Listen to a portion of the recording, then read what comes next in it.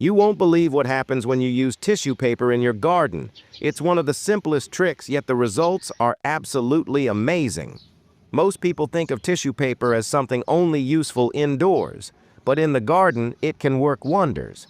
One of the biggest challenges for gardeners is moisture control. Plants need just the right amount of water. Too much can cause root rot, and too little can make them wilt. But placing layers of tissue paper around the base of your plants helps retain moisture, keeping the soil damp for longer without making it too soggy.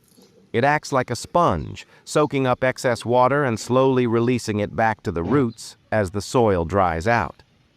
This trick is especially useful for potted plants and raised beds, where water evaporates quickly. But that's not all. Tissue paper is biodegradable, so as it breaks down, it adds organic matter to the soil, improving its texture and fertility.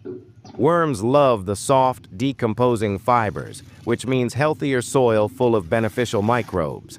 And if you're dealing with weeds, a thick layer of damp tissue paper can smother them before they have a chance to take over your garden.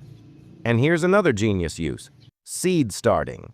Instead of buying expensive seed mats, damp tissue paper makes an excellent germination medium. Just lay your seeds on it, keep it moist, and watch them sprout in no time.